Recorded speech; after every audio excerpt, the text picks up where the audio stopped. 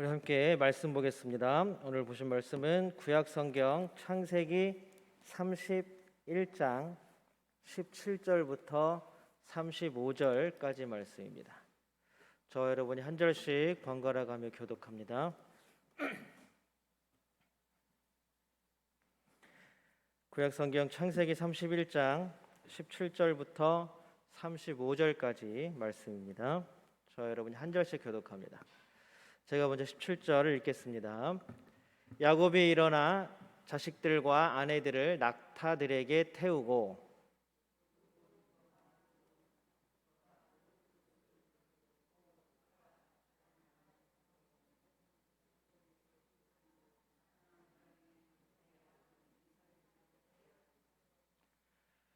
그때 라반이 양털을 깎으러 갔으므로 라헬은 그의 아버지의 드라빔을 도둑질하고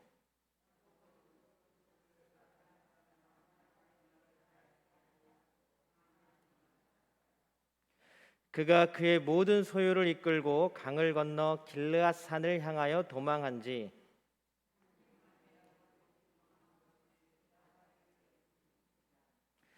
라반이 그의 형제를 거느리고 7일 길을 쫓아가 길르앗 산에서 그에게 이르렀더니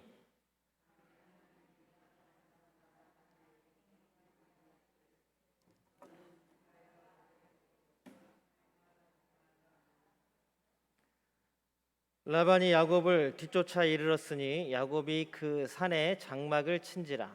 라반이 그 형제와 더불어 길르앗 산에 장막을 치고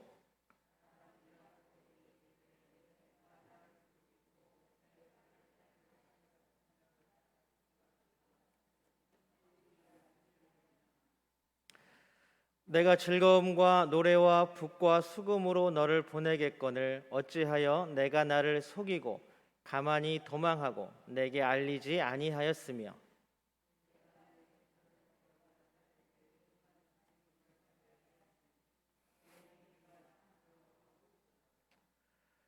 너를 해할 만한 능력이 내 손에 있으나 너희 아버지의 하나님이 어젯밤에 내게 말씀하시기를 너는 삼가 야곱에게 선악간에 말하지 말라 하셨느니라.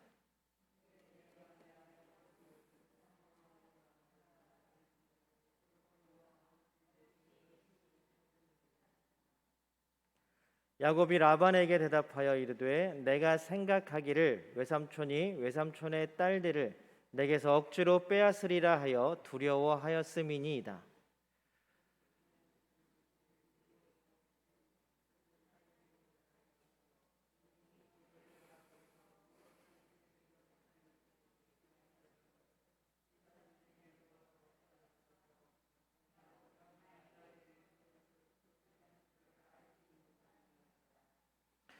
라반이 야곱의 장막에 들어가고 레아의 장막에 들어가고 두 여종의 장막에 들어갔으나 찾지 못하고 레아의 장막에서 나와 라헬의 장막에 들어가매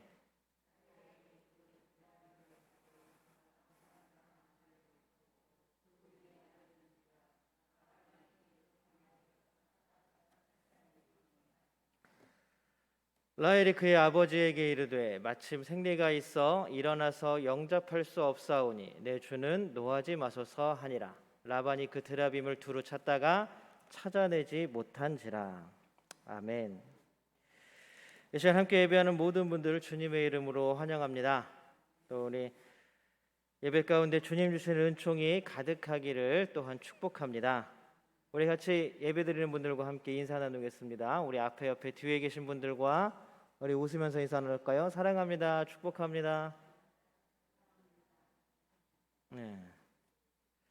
그 수요예배는 다 웃으면서 인사하시는 분들이 달아서 참 좋은 것 같아요. 인사를 인상 쓰면서 하는 것처럼 무서운 건 없죠.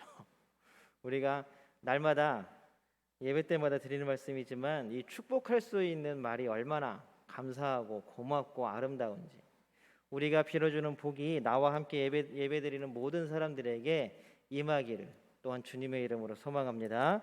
우리 하나님께 믿음의 고백 올려드리겠습니다. 우리 두 손을 하늘 향해 번쩍 들고 하나님께 믿음의 고백 올려드립니다. 하나님 좋습니다.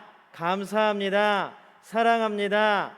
하나님이 하시면 무엇이든지 다 이루어집니다. 하나님 좋습니다. 감사합니다. 사랑합니다. 하나님이 하시면 무엇이든지 다 이루어집니다. 아멘. 하나님께 영광의 박수를 드립니다. 여러분, 기독교 교회 하면 어떤 게 가장 먼저 떠오르십니까? 아마 교회를 상징한다, 상징이라는 말을 써서 교회나 기독교를 상징한다라고 말하면 많은 사람들이 십자가를 이야기를 할 것입니다. 또 십자가가 얼마나 많이 또 흔해졌는지 요즘에는 교회를 안 다녀도 귀걸이나 목걸이에 비싼 금 같은 걸로 만들어서 걸고 다니는 사람들도 참 많이 있습니다.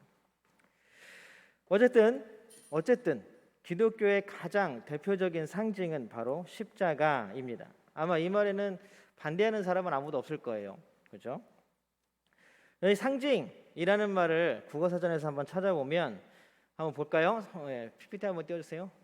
상징이라는 말을 우리가 한번 찾아보면 추상적인 사실이나 생각, 느낌 따위를 대표성을 띤 기호나 구체적인 사물로 나타내는 일이라고 사전을 찾았는데도 더 어려운 말로 막 써 있습니다. 쉽게 얘기하면 교회 하면 십자가를 딱 보면 교회, 십자가를 딱 보면 기독교 이렇게 떠오르는 물건, 그 십자가가 바로 교회, 기독교의 상징이라는 것입니다. 그러면 교회를 다니는 또 기독교의 신자라고 얘기하는 사람들은 십자가를 그냥 단순히 기독교를 표방하는 상징이다라고만 이야기할 수 있을까요? 그럼 십자가는 믿는 사람들에게는 도대체 무엇을 상징하는 말일까요?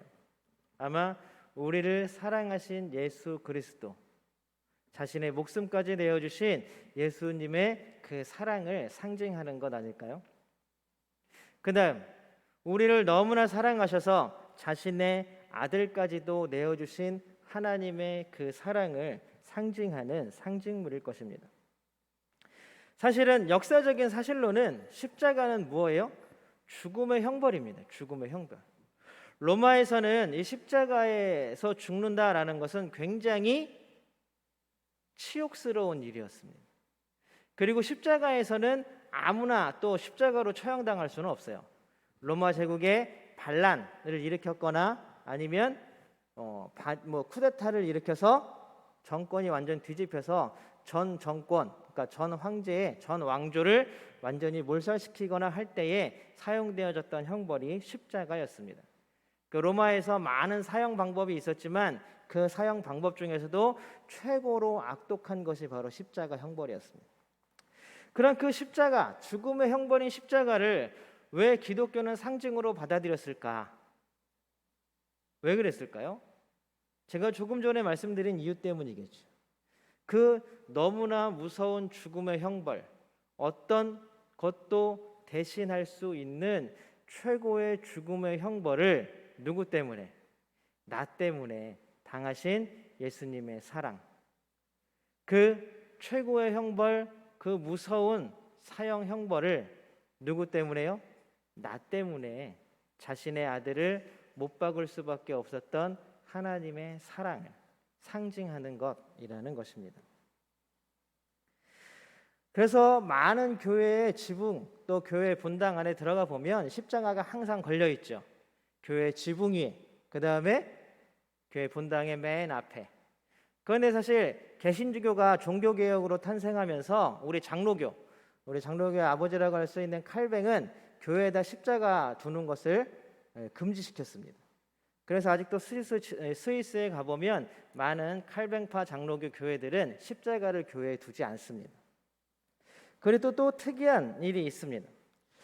이스라엘의 베드로 회개 기념 성당에 가보면 옥상에 물론 십자가도 있지만 가장 중심되는 종탑에 뭐가 걸려 있냐 하면 닭이 걸려 있습니다.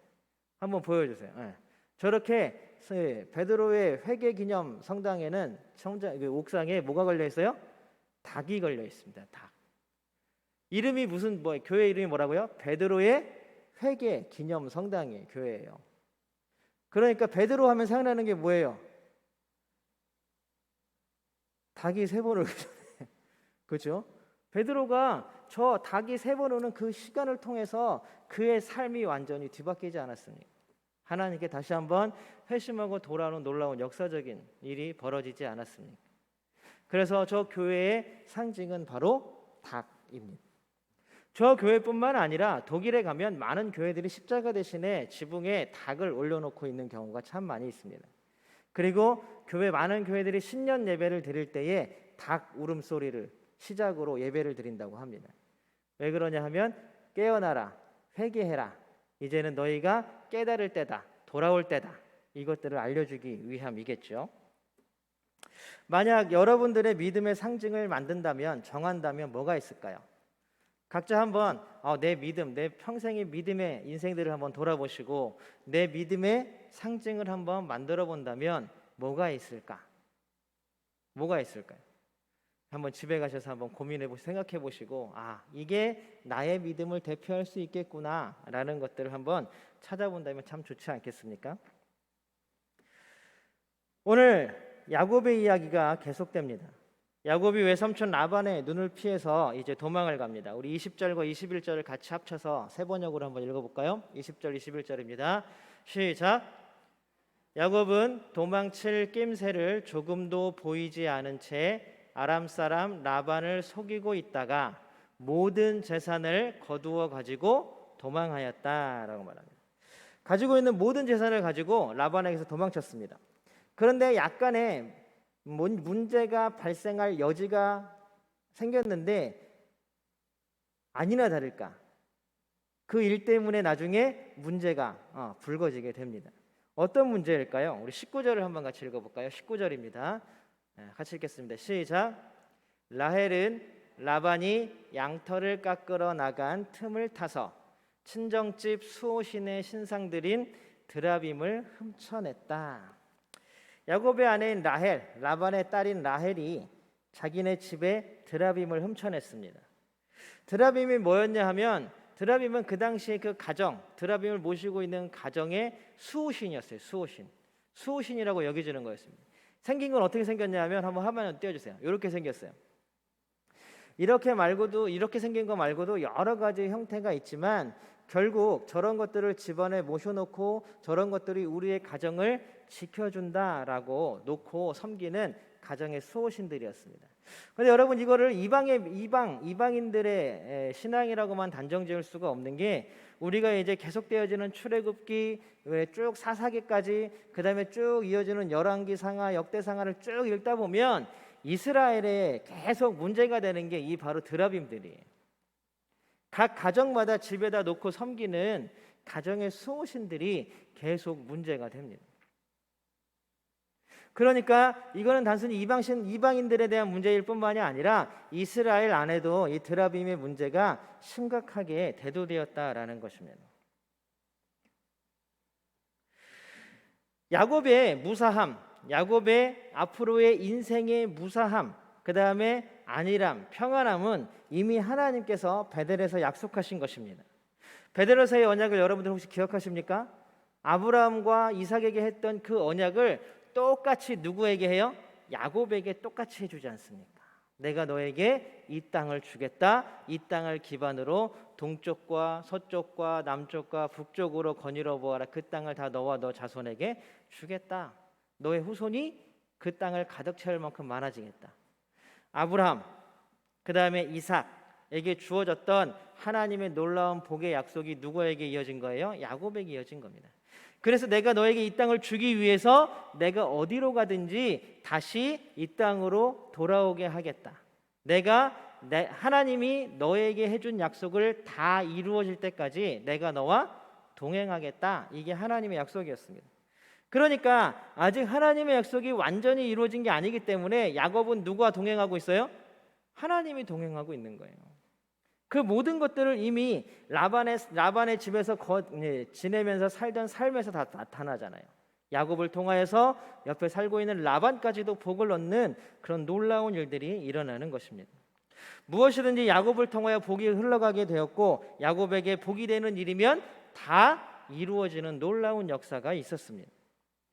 라반의 곁을 떠나는 야곱의 안위 또한 하나님이 직접 지켜주시는 것을 우리는 오늘 말씀을 통해서 보았습니다. 우리 24절을 한번 읽어볼까요? 24절입니다. 한번 읽어보겠습니다. 같이 읽겠습니다. 시작.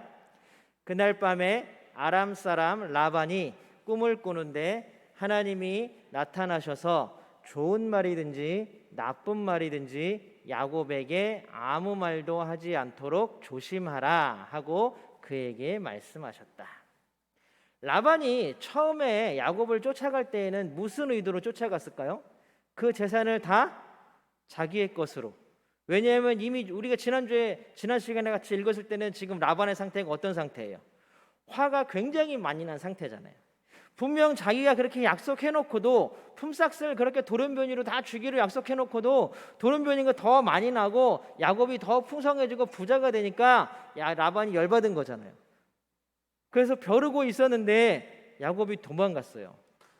그러니 옳았구나, 너 오늘 잘 걸렸다 이러고 야곱을 쫓아갔습니다. 야곱을 잡아서 나의 것들을 다 빼앗아 와야겠다라는 마음이 있었을 것입니다. 그런데 그런 라반에게 하나님께서 나타나셔서 야, 야곱에게 손대지 마라. 야곱에 손대지 마라. 왜요? 이거는 내 자녀이고 내 백성이니까 네가 손대지 마라. 아무 말도, 좋은 말도 하지 말고 나쁜 말도 하지 말고 뭐예요? 야곱에게서 신경 꺼라라고 하나님이 말씀해 주시는 것입니다. 그럼에도 불구하고 야곱은 열심히 도망가죠. 하나님께서 야곱의 길을 안전하게 만들어 주셨지만 그것을 알 리 없는, 그것을 확인할 길이 없는 야곱은 열심히 도망갑니다. 라반은 하나님의 꿈이 또 마음에 걸렸습니다. 그래도 열심히 뒤쫓아와서 야곱을 따라잡습니다. 근데 우리가 흔히 생각하면 하나님이 라반에게 나타나셔서 그렇게까지 얘기했으면 거기서 포기하고 집으로 돌아가야 되는 거 아니? 그게 정상 아닌가요? 그런데도 불구하고 그 꿈을 꾼 시점에서 포기하고 집으로 돌아가야 맞는 것 같은데 라반은 끝까지 추적해서 야곱을 따라잡습니다. 라반이 원하는 것은 야곱의 재산이 이제는 더 이상 아니었습니다. 하나님이 나타나셔서 그만하라고 하셨음에도 불구하고 모든 위험을 감수한 채 야곱을 따라잡을 수밖에 없었던 이유가 바로 있었는데, 바로 아까 처음에 우리가 함께 읽었었던 하나의 문제가 될 소지, 어쩌면 아무것도 우리는 아니라고 생각할지 모르지만 큰 문제가 될 불씨를 가지고 있기 때문이었습니다. 우리 30절 한번 같이 읽어보겠습니다. 30절입니다. 같이 읽겠습니다. 시작. 어찌하여 나의 수호 신상들을 훔쳤는가?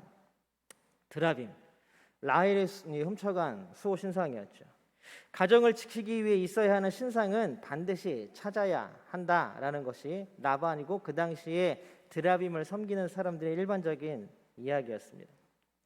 야곱은 억울하죠. 자기는 모르는 일이니까 드라빔을 찾아보십시오. 우리 가족 중에 누가 드라빔을 가져간 사람이 있으면 그는 정녕 죽을 것입니다. 그를 죽여서라도 드라빔을 찾아가십시오라고 얘기하는 거예요. 그러나 라반이 열심히 찾았는데 찾았어요, 못 찾았어요? 결국에는 못 찾았죠. 어디 있었어요? 딸인 라헬이 타고 있는 낙타 안장 밑에다 깔아 놓았습니다. 그럼 한번 생각해 보세요. 가정을 지켜준다는 드라빔이 낙타의 안장 밑에 깔려 있어요. 그럼에도 불구하고 내가 여기 있다라고 말하지 못하는 신이 신입니까? 여러분, 사실 이 드라빔은 어떻게 생각하면 작은 막대기 같은 거에 지나지 않지만 이 드라빔을 라반이 목숨 걸고 찾는 이유가 뭐냐 하면, 그 당시 고대 근동에는 이 드라빔을 가지고 있으면 그 가정의 상속권을 가지고 있는 것과 똑같은 의미였어요. 그렇기 때문에 이 드라빔은 중요한 거였습니다. 그들은 가정의 수호신, 신을 섬긴다라고 이야기하지만 결국에는 뭐예요? 상속권, 재산을 지키기 위함이었다라는 것입니다. 고고학이 발달되면서 이 당시에 많은 문서들, 토판들이 출토되면서 번역이 가능해졌는데 이 드라빔 때문에 수많은 재산 싸움이 나기도 했습니다. 이 드라빔만 가지고 있으면 자식이 아니라 옆집 사람이라도 그 드라빔을 가지고 있다는 이유만으로 법적으로 상속인이 되는 거예요.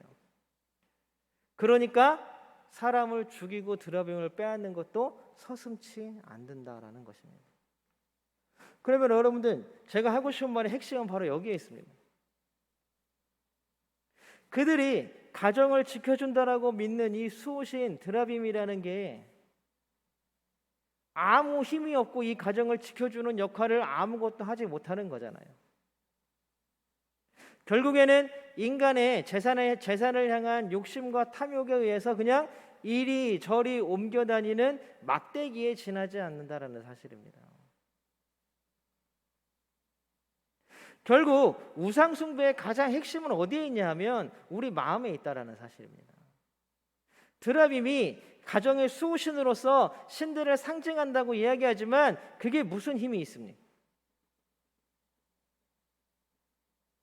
그게 무슨 역사를 이룹니까? 아니 옆집에 사람이 그냥 들고만 있어도 내 재산이 다 저쪽으로만 가는데 그게 무슨 가정의 수호신입니까?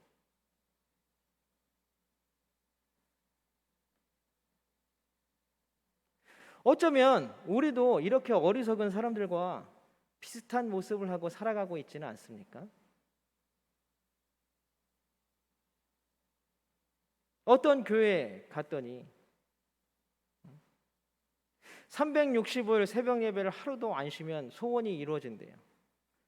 여러분들 365일 하루도 안 쉬어서 소원이 이루어지는 겁니까? 하나님이 기도를 들어주셨기 때문에 이루어지는 겁니다. 예전에 있던 교회에서 한 권사님 아들이 서울에서 좋은 학교에서 공부하다가 동네에서 아주 수재 소리 듣고 전주에 있을 때였는데요. 서울의 좋은 대학, 이름만 들어도 오 할 만한 대학에 들어가서 공부를 하다가 교통사고가 났습니다. 그 머리를 다치고 수술을 여러 번 했는데 뭐라 그럴까요? 지능이라 그래야 되나요? 그런 게 돌아오지가 않았어요. 얼마나 답답하겠습니까? 부모된 입장에서 얼마나 답답하겠습니까? 너무 답답한 나머지 그 아들을 데리고 여기저기 기도원도 많이 다니고 치유해 준다는 목사님들도 많이 찾아다녔지만 나아지는 기미가 없었죠.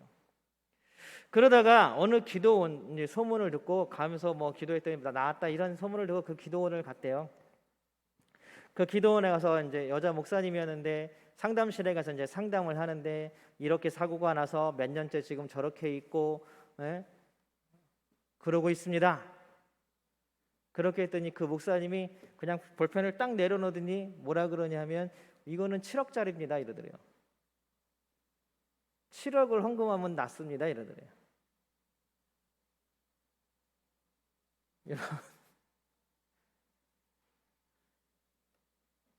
가능합니까? 하나님이 7억이 없으면 안 고쳐주고 있으면 고쳐주시는 분이 하나님이십니까?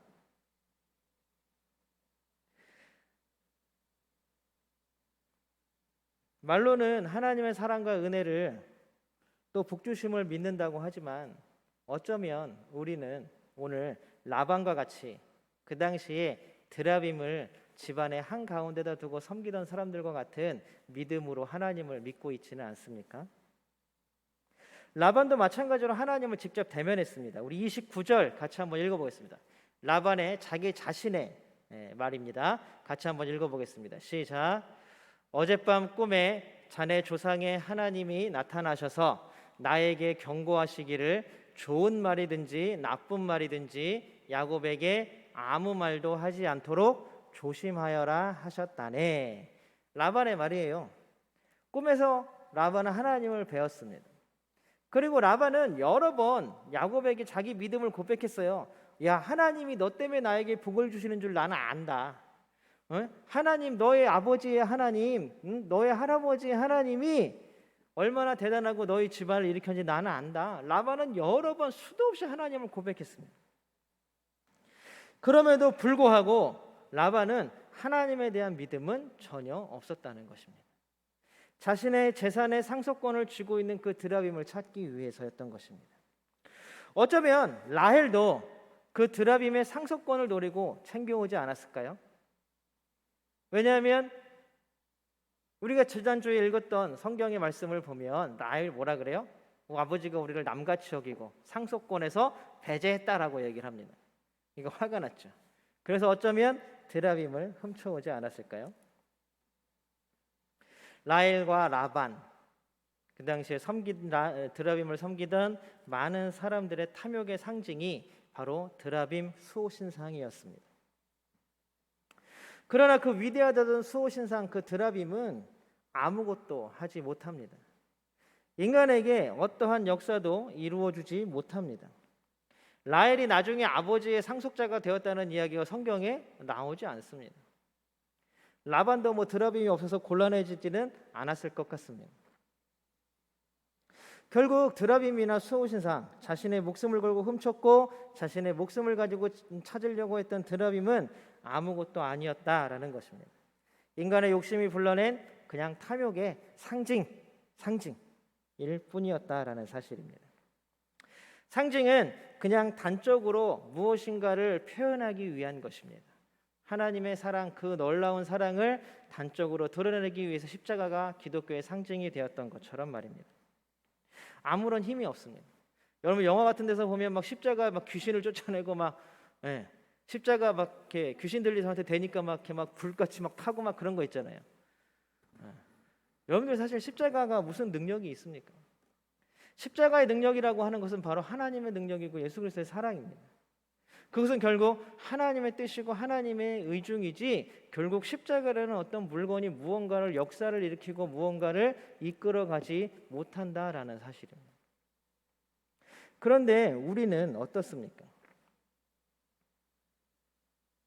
우리의 욕심과 우리의 탐욕이 어쩌면 다시 중세교회의 공덕으로 선행으로 구원을 이룬다라는 마음이 쌓여가고 있지는 않습니까? 수많은 사람들이 아직도 고행, 아직도 아까 제가 말씀드렸던 새벽 예배, 그다음 뭐가 있습니까? 기도원 가면 헌금하는 문제, 이러한 문제들이 계속해서 일어나고 있지 않습니까? 그런 일들이 일어난다는 사실이 무엇을 반증합니까? 우리가 아직도 그러한 일들의 그러한 마음을 쓰고 있다라는 사실입니다.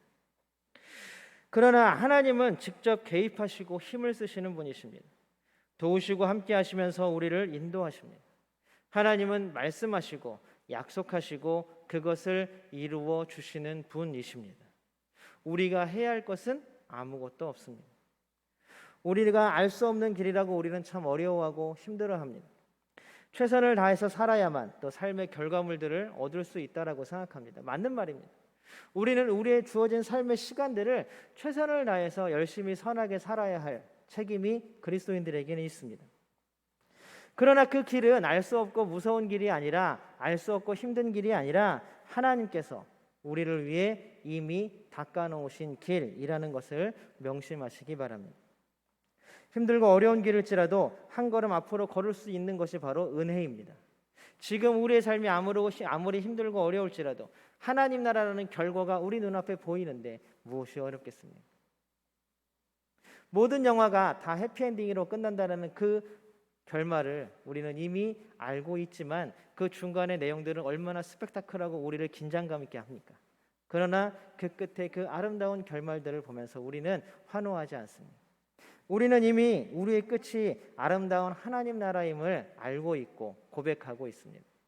그것은 바로 하나님께서 우리에게 주신 약속을 믿는 믿음과 신뢰 안에서 나오는 것입니다. 사랑하는 성도 여러분, 하나님을 믿고 신뢰하십시오. 하나님은 상징이 아니라 살아계신 분이십니다. 하나님은 그냥 딱 서 있는 상징물이 아니라 역사하시는 분이십니다. 살아계시고 역사하시는 하나님을 믿고 신뢰하는 우리 모두가 되기를 주님의 이름으로 축복합니다. 함께 기도하겠습니다.